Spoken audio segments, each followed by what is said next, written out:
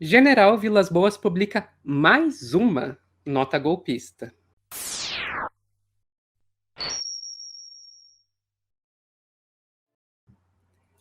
Gente, mais uma. Para a gente entender essa história, a gente vai ter que voltar um pouquinho no tempo. Voltamos para 2018.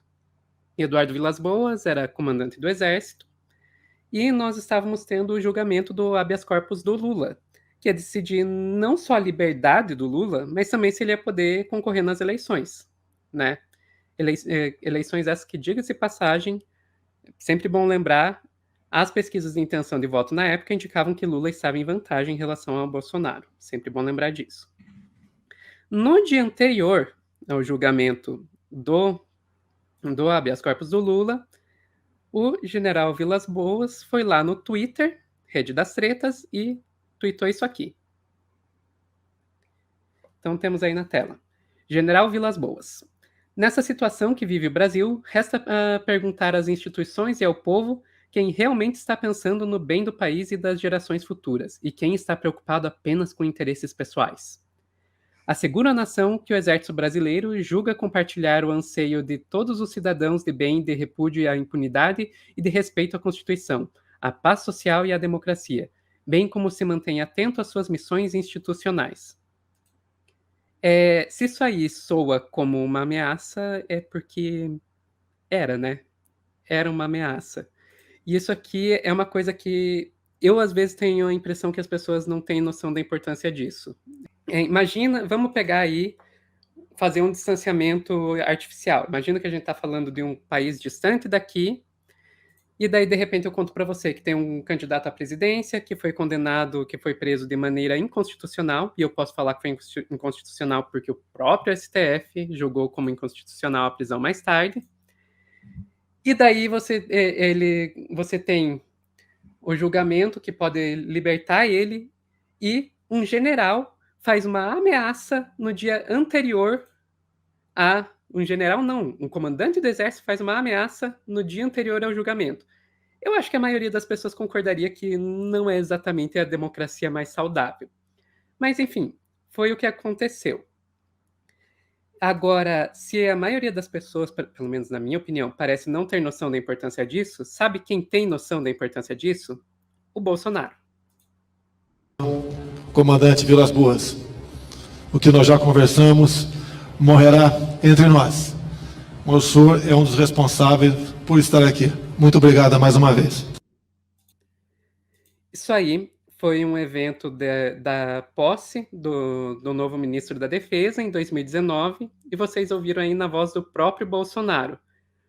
O que nós conversamos morrerá comigo, e que ele não estaria lá sem o Vilas Boas. Bolsonaro não estaria lá sem o Vilas Boas. Não tem como piorar, né? Na verdade, tem.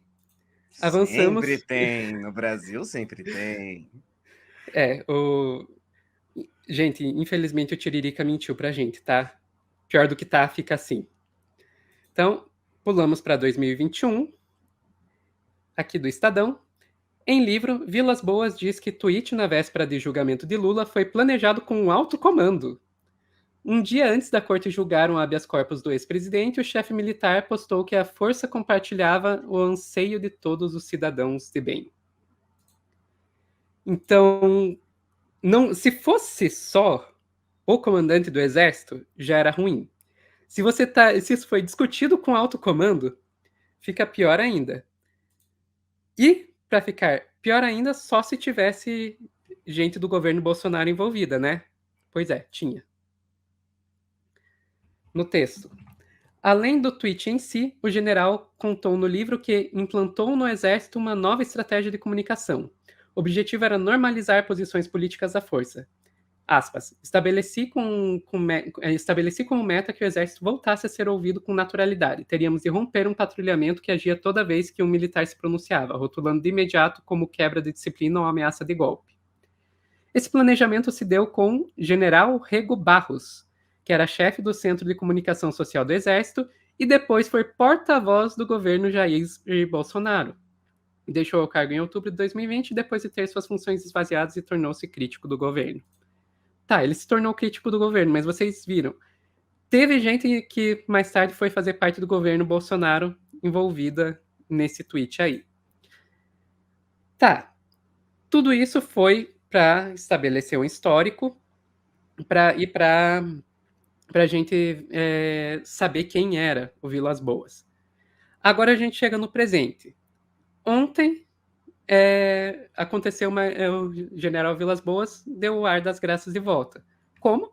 Mais um tweet, né? Mais um tweet. Então, ele tweetou isso aqui. E, gente, isso aqui é um crime. Vocês não façam isso. Twitter não é lugar para você pegar e postar um textão desses ainda por cima na forma de imagem e não de texto. Sabe? Faz um fio, posta textão no Facebook, não faça isso no Twitter. Tá, mas falando sério, o que tem no texto?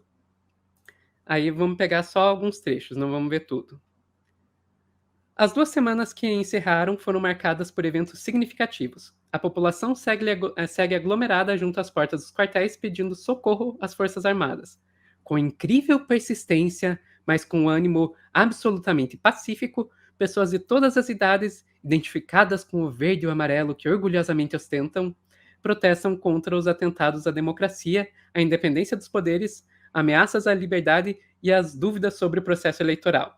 É incrível como ele pega e pinta as pessoas que estão fazendo protestos golpistas, porque, sim, você pegar protestar contra o processo eleitoral que ocorreu foi injusto, mas foi injusto para o Lula, é golpismo, e ele pinta isso como se fosse uma coisa linda e patriótica. Mas continuando.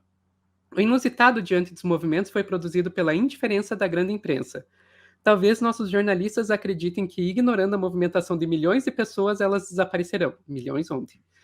Não se apercebem eles que, ao tentar isolar as manifestações, podem estar criando mais um fator de satisfação. A mídia totalmente controlada nos países da Cortina de Ferro não impediu a queda do Muro de Berlim. A história ensina que as pessoas que lutam pela liberdade jamais serão vencidas. Gente, ele conseguiu enfiar a Cortina de Ferro aí de algum jeito. Kenji, socorro, Kenji. É isso que eu tenho pra comentar, ó. Só essa minha cara, só. Nossa senhora, mas depois eu vou falar, depois que a gente terminar eu falo sério. Ok, mais um trechinho do texto. Concomitantemente, as Forças Armadas emitiram 2 notas. A primeira, assinada pelo general Paulo Sérgio, ministro da Defesa, trouxe um anexo, um relatório com 65 páginas, detalhando passo a passo a auditoria empreendida pela equipe multidisciplinar do Ministério da Defesa. Vamos lá, gente. A auditoria é essa que sequer deveria ter acontecido. Não é papel das Forças Armadas fazer auditoria nas eleições. Ok? Ok. Enfim, Kenji, agora com você.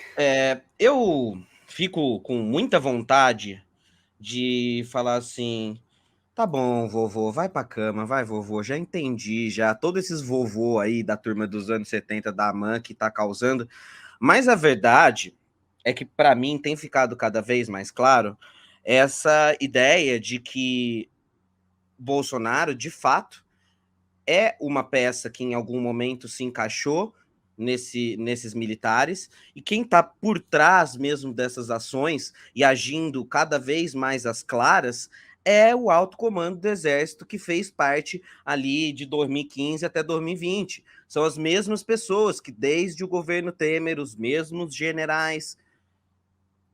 Será que eu deveria estar falando isso? Talvez. Eu comecei a fazer a minha fala e eu lembrei do país que nós vivemos e de que eu ia nomear cada um desses generais. E aí eu pensei assim, bom, quando o Marcelo Pimentel fala do Exército, ele é um membro do Exército. Será que eu, como civil, deveria fazer essa fala? Deveria. É o seguinte, o Bolsonaro é fruto do partido militar. O partido militar é o alto comando do Exército e só funciona de maneira organizada. Ponto. Por isso que Bolsonaro tá triste, tá depressivo, tá caspereba, não aparece mais, mas esses militares não entraram para a caserna e estão cada vez mais à frente do governo. E a bem da verdade, já que eu comecei a falar tudo, pare para pensar o que é o Tarcísio. O Tarcísio é uma missão desses militares para o governo de São Paulo. O Tarcísio é um militar que foi tirado dessa estética do militar para parecer um técnico, para vir para um estado que ele não conhece, dominar um dos estados mais ricos através do alto comando militar. E dá uma olhada, por exemplo, no que foi o Jungmann lá no governo Temer, quando teve intervenção militar no Rio de Janeiro. Quem estava por trás dele? Os mesmos generais da AMAN da década de 70 que estão hoje com o Bolsonaro. Então, a bem da verdade é que a gente não pode mais ignorar de que essa ideia, senso comum, que eles mesmos construíram com muito marketing, de que os militares são sérios, de que os militares têm lisura, de que ao menos na ditadura não teve corrupção, mentira. O país estava um caos no fim da corrupção, e o que esses militares fizeram? Se esconderam por 15, 20 anos para preparar o seu retorno. E a bem da verdade, é isso que está acontecendo no Brasil, e por isso que essas pessoas gostam de que esses malucos militantes fiquem fazendo as coisas na frente dos quartéis generais, porque eles sabem que o golpe, efetivamente, da maneira que esses bolsonaristas pedem, não vai acontecer. Mas isso dá carta na manga para eles fazerem pressão na política institucional, se enfiar nos novos governos, seja estadual, seja federal, seja legislativo. Então, por mais que seja uns vovozinho burro que cai no golpe do príncipe nigeriano, não é assim também não, sabe? Então, você veja que eu tava com isso meio engasgado na garganta, né? Porque a hora que tirou mesmo, assim, né? Então, mas isso é uma coisa que é preciso, porque a gente tem que separar, né? De novo, a mesma coisa que eu falei na outra.